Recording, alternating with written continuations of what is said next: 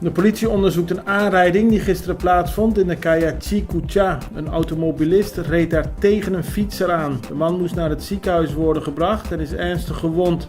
De chauffeur van de auto is weggerend.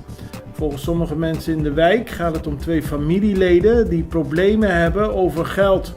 De zaak wordt verder onderzocht.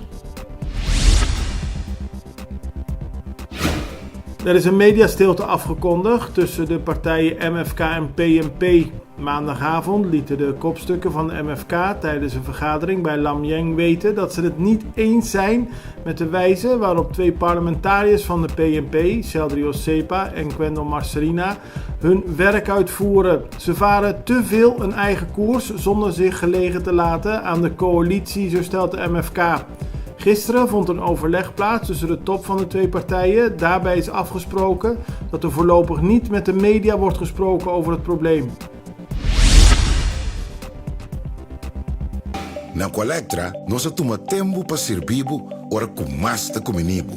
Llama no centro de cliente na telefone 0800-035 de Jaluna para Jabierne voor die setor de mente te com setor de noite para turno serviço nang of patrão cita.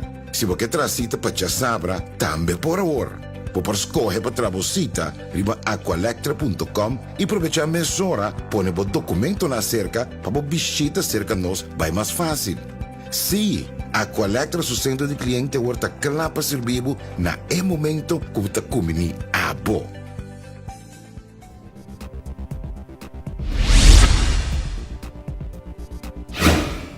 Gisteren vond een kort geding plaats tussen verschillende dierenbeschermingsorganisaties en de Dierenbescherming Curaçao. De dierenbeschermingsorganisaties zijn het niet eens met het plan van de Stichting Dierenbescherming Curaçao om het probleem met zwerfhonden en ook zwerfkatten op te lossen door de beesten te vangen en als ze niet uit het asiel worden gehaald, uiteindelijk om te brengen. Volgens de dierenorganisaties is het doden van beesten nooit een oplossing. De dierenbescherming zegt dat het probleem zo groot is dat ze niets anders kunnen doen.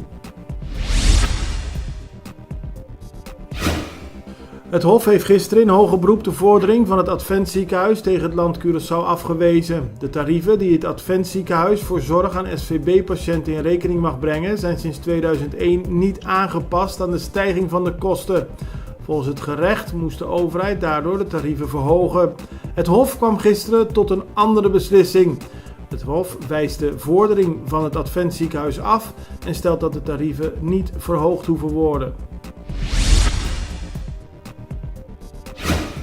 Een 24-jarige man is gisteren veroordeeld tot 110 dagen gevangenisstraf. Volgens de rechter is bewezen dat hij zijn vader heeft bedreigd met de dood. De 24-jarige man heeft al lange tijd problemen met een drugsverslaving.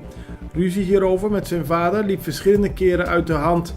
Volgens de rechter is het nu tijd dat de man gaat voelen wat hij zijn vader heeft aangedaan en daarom is hij veroordeeld tot 110 dagen gevangenisstraf en een proeftijd van 3 jaar. Supermarkt Vreugdehil lijkt aan een grote ramp te zijn ontsnapt. Gisteravond ontstond er brand in het magazijn. Dankzij snel handelen van bewakers kon die brand worden geblust met brandblussers. Als dat niet was gebeurd, dan was er een grote kans dat Vreugdehil meer schade zou hebben opgelopen. Momenteel wordt onderzocht hoe de brand in het magazijn heeft kunnen ontstaan.